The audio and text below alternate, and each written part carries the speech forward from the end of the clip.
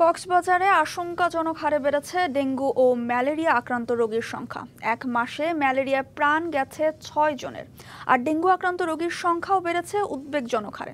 হঠাৎ করে এই দুই রোগের প্রকোপ বাড়ায় উদ্বিগ্ন স্বাস্থ্য বিভাগ সংশ্লিষ্টরা বলছেন, অসচেতনতার কারণেই ডেঙ্গু ও ম্যালেরিয়া ছড়িয়েছে।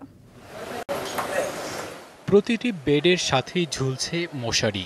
সারি সারি মশারির এই চিত্র কক্সবাজার জেনারেল হাসপাতালের। সেখানে ডেঙ্গু ও ম্যালেরিয়া আক্রান্ত রোগীদের ভিড় বেড়েছে। সরকারি হিসেবেও দেখা মিলেছে এমন চিত্র। এবছর জানুয়ারি থেকে মে পর্যন্ত কক্সবাজারে ম্যালেরিয়া আক্রান্ত হয়েছে ২১৫ জন। শুধুমাত্র জুনেই আক্রান্ত হয়েছে ২১৬ জন।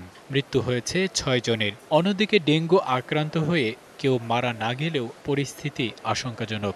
জানুয়ারি থেকে ২৫শে জুন পর্যন্ত আক্রান্ত ২৫০৮ জন।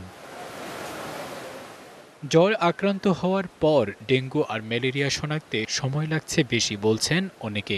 তার বাচ্চারা ৩ দিনের চিকিৎসা হয়েছে, 3 দিন যখন চিকিৎসা হচ্ছে, চিকিৎসাটা বাড়ানো আর বাচ্চারা ফোন দেওয়া নাই, হাসপাতাল মেডিকেল হাসপাতালের মধ্যে ভর্তি করা হয়।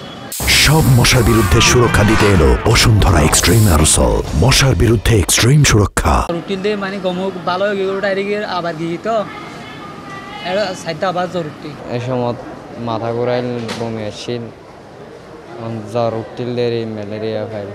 এ অবস্থায় জেলা উপজেলা পর্যায়ে সরকারি হাসপাতালগুলোতে সেবা কর্নার চালুর পাশাপাশি বিশেষ প্রস্তুতি নেওয়া হয়েছে বলছেন জেলা হাসপাতালের তত্ত্বাবধায়ক। যেহেতু রোগী সেরকম বাড়ে নাই, আমরা আপাতত 6টা বেড, আমি বলেছি তো 6টা বেড রেখেছি আর কি। কিন্তু আপনারা যদি ওয়ার্ডে যান দেখবেন আমাদের প্রায় 850 950 রোগী ভর্তি থাকে, 3 গুণের অধিক রোগী ভর্তি থাকে আর কি। এবং সঙ্গত কারণে আমরা তো জেনারেল রোগীদের বেশি চিকিৎসা দেবো। করোনা রোগী তো সিলেক্টেড, যদি আসে এটাকে আইসোলেশন করে আমরা আলাদা জন্য রেখেছি আমরা। ম্যালেরিয়া ও ডেঙ্গু প্রতিরোধে জনসচেতনতা বেশি জরুরি বলছেন বিশেষজ্ঞরা। জ্বর দেখা দিলেই ডেঙ্গুর পাশাপাশি ম্যালেরিয়া পরীক্ষার পরামর্শ তাদের। এই ম্যালেরিয়া ট্রিটমেন্ট করার জন্য সরকারিভাবে পুরোপুরি ব্যবস্থা আছে, 1 টাকাও কোনো পাবলিকের খরচ হবে না। আমরা সেটা এখন আপনাদের মাধ্যমে আমরা এটা অনুরোধ করবো যে আপনারাও প্রচার করবেন যে জ্বর হলে যেন ম্যালেরিয়ার কর্মীদের সাথে যোগাযোগ করে। কক্সবাজারে স্থানীয় 25 লাখ বাসিন্দার পাশাপাশি ক্যাম্পগুলোতে আশ্রিত রোহিঙ্গার বসবাস 12 লাখের বেশি।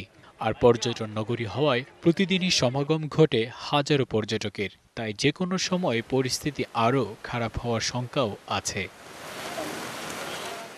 DBC news desk.